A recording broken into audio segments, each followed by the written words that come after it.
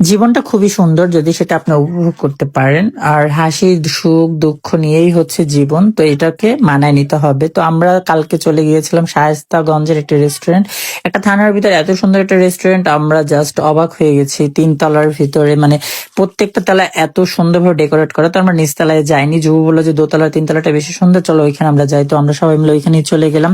তো আমি প্রথমে হচ্ছে খাবারটা অর্ডার করবো, কারণ রাত অনেক বেশি হয়ে গেছিল, সবাই ক্ষুধাও পেয়েছিল। এই ফাঁকে আমরা কিছু ভিডিও মেক করতে পারবো।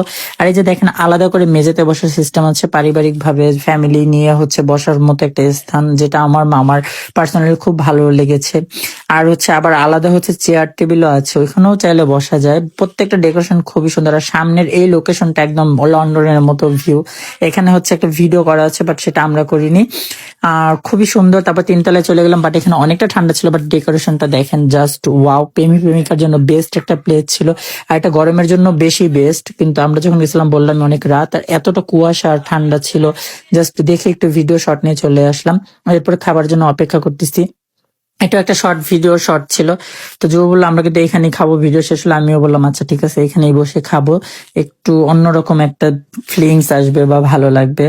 তো হচ্ছে ওটা আমি বলতেছি, কি জানি একটা বললাম, জানি না, যাই হোক। পরে ও আবার হাসতেছে, আমি কোনো কিছু বললে ও শুধু হাসে। আর এই যে আমাদের ক্যামেরাম্যান পায়েল চৌধুরী, ও কি জানি একটা বক বক করতেছিল। আর এই যে আমিন মামা, মারুফ, ওরা দুজনই খুবই লাজুক, ক্যামেরার সামনে সহজে আসে না, জোর করে আনতে হয়। তো মামা আবার হচ্ছে মেনু কার্ডটা ভালো করে পড়তেছিল। পরে আমি আর মামা মিলে হচ্ছে একটা আরবিয়ান খাবার দিছিলাম, যেটা সুলতান সুলেমানের। তো এটা মামা নাম দিছে, কারণ ডেকোরেশনটা আপনারা দেখলেও বুঝতে পারবেন। আর খাবারটাও খুবই সুস্বাদু ছিল। তো এই যে ওয়াটার চলে আসলো, এই ফাঁকে বলতেছি খাবারটা আসতে লেট হচ্ছে, আমরা একটা শর্ট ভিডিও করি। তো হচ্ছে যুব এই ধরনের ভিডিও কখনো মেক করেনি, ওর একটা নার্ভাস ফিল হচ্ছিল। আমি ওকে তৈরিও করতেছিলাম আর বুঝাচ্ছিলাম কিভাবে ভিডিওটা করতে হবে। ভিডিও শেষ, আমাদের খাবার চলে আসলো। আর এই যে দেখেন, খাবারের ডেকোরেশনটা দেখলেই খিদা মিটে যাবে। অসাধারণ একটা ডেকোরেশন ছিল, যেটা দেখে আমি মামা আমরা প্রত্যেকেই খুব পরিমাণ খুশি হয়েছি, ভালো লেগেছে পার্সোনালি। তো মামা বললো যে চামচ নাও, আর হচ্ছে তুমি পরিবেশনা করো, মানে সবাইকে বেড়ে দাও, কারণ এই দায়িত্বটা আমি খুব ভালো পারি। যেহেতু আমরা 6 জন ছিলাম, তো আমাকে সবাইকে সমানভাবে বেড়ে খাওয়াতে হবে। নার্ভাস ফিল কখনো আমি এসবের কাজের ক্ষেত্রে করি না, কারণ এগুলো আমার অভ্যাস আছে। তো আমি আমার এই গৃহিণীর দায়িত্বটা পালন করতেছি, সবাইকে বেড়ে বেড়ে খাবার দিব সমানভাবে।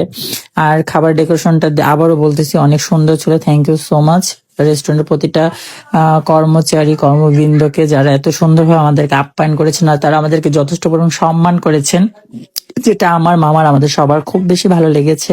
তো আমি সবাইকে খাবার বেড়ে দিচ্ছি, আর সবাই বলছে, একটু তাড়াতাড়ি করো তাড়াতাড়ি করো। সবারই ক্ষুধা লাগছিল, কারণ যেহেতু অনেকটা রাত হয়ে গেছে।